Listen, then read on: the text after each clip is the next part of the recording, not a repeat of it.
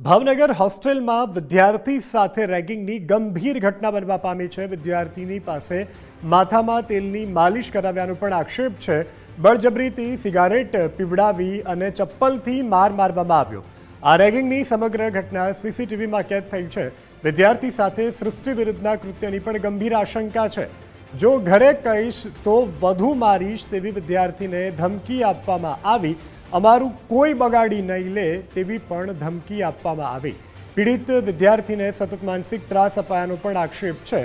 વાલીએ આ સમગ્ર મામલે પોલીસ ફરિયાદ નોંધાવી છે। રેગિંગ કરનાર સામે કડક કાર્યવાહી કરવાની માંગ ઉઠી છે।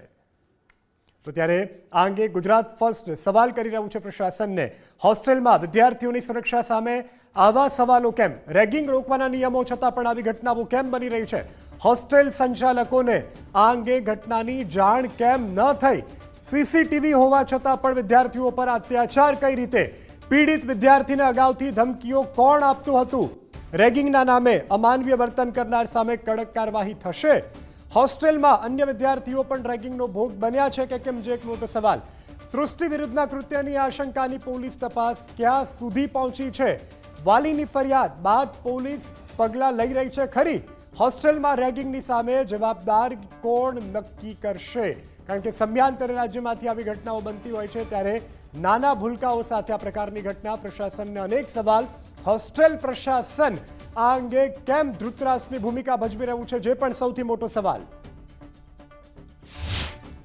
મારો છોકરો માધવ બોયઝ હોસ્ટેલની અંદર છે અને એની હારે નીટના છોકરા છે, કોલેજવાળા સ્ટુડન્ટો, એને મારામારી કરે છે, કામ કરાવડાવે છે, સિગરેટ પીવડાવે છે અને એના ફૂટેજ મારી પાસે છે કે ક્રૂરતાથી મારે છે, વધારે માનવ દૃષ્ટિ રાખ્યા વગરના મારે છે। અને મેન એમાં છે સાબિર કરીને મેન છોકરો છે, આ બધું ઈ જ કરાવે છે।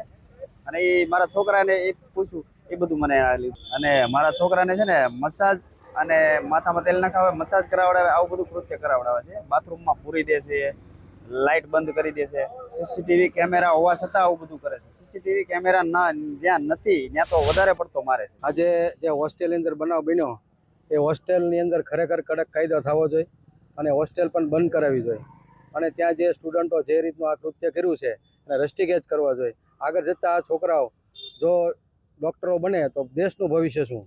એટલે અમારી ખાસ એક સમાજ વતી એક રજૂઆત છે કે આ છોકરાઓને રસ્ટિકેજ કરો અને હોસ્ટેલ વહેલી તકે બંધ કરાવો અને આની ઉપર કડકમાં કડક કાયદા અને એની પાલન થાય એવી અમારી એક સમાજના આગેવાનો તરફ રજૂઆત છે। તો ભાવનગરની માધવ બોયઝ હોસ્ટેલમાં રેગિંગનો મામલો, સંચાલકનું નિવેદન। માધવ હોસ્ટેલના સંચાલક નિલેશ બળદાણિયાએ કર્યો લૂલો બચાવ। પીડિત વિદ્યાર્થી તોફાની હોવાનો હોસ્ટેલ સંચાલકનો બચાવ।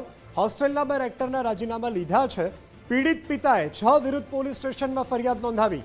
માનસિક ત્રાસના કારણે વિદ્યાર્થી માનસિક સ્થિતિ કથળ્યાનો પણ દાવો છે। 3 મહિના પહેલા વાલીએ પુત્રનું અહીં એડમિશન કરાવ્યું હતું।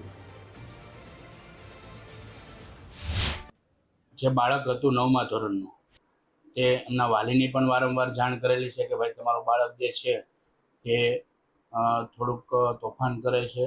એમના વાલીને 2 વાર કે 3 વાર ઓફિસમાં બોલાવીને તે બાળક સામે ફરિયાદ કરેલી છે કે ભાઈ તમારું બાળક રાત્રે બાળકો સૂતા હોય તો એમના દરવાજા ખખડાવે, રાતને 12 વાગે બરાબર એકબીજા બાળકોને ગાળો દે, એવું કરતો હતો। આમાં સાથે રેક્ટરને ઇન્વોલ્વ કર્યા છે બરાબર, પણ મને જો રેક્ટરનો ફરિયાદ કરી એટલે મેં તરત જ રેક્ટરને રાજીનામાથી મોકલી દીધેલા છે કે ભાઈ આ હોસ્ટેલમાં તમારો નોકરી કરવાનો ચાન્સ નથી।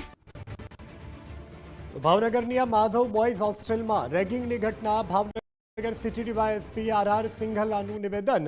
6 વિદ્યાર્થીઓએ ફરિયાદીના દીકરાને માર માર્યાનો આક્ષેપ છે। કામ કરવા માટે ફરજિયાત દબાણ કરાતા હોવાનો પણ આક્ષેપ છે। શારીરિક પીડા અને હેરાનગતિની ફરિયાદ દાખલ થઈ છે। હાલમાં પોલીસ તમામના નિવેદન લઈ તપાસ હાથ ધરી છે। માધવ બોયઝ જે હોસ્ટેલ છે તે વિસ્તારનો આ બનાવ છે, જેમાં આ કામના જે ફરિયાદી જે છે ભરતસિંહ, એવી એક ફરિયાદ દાખલ કરેલી છે કે તેના દીકરા જે આ હોસ્ટેલમાં ઘણા સમયથી રહે છે અને 6 જેટલા જે વિદ્યાર્થીઓ જે છે તે આના દીકરાને છે ટીકાપાટુનો માર મારેલા છે। ફરજિયાત કામ કરવા માટે તેને ફરજ પાડે છે અને શારીરિક પીડા અને હેરાનગતિ કરતા હોય એ બાબતની 6 વિદ્યાર્થી વિરુદ્ધ નીલમબાગ પોલીસ સ્ટેશનમાં ફરિયાદ દાખલ કરવામાં આવેલી છે.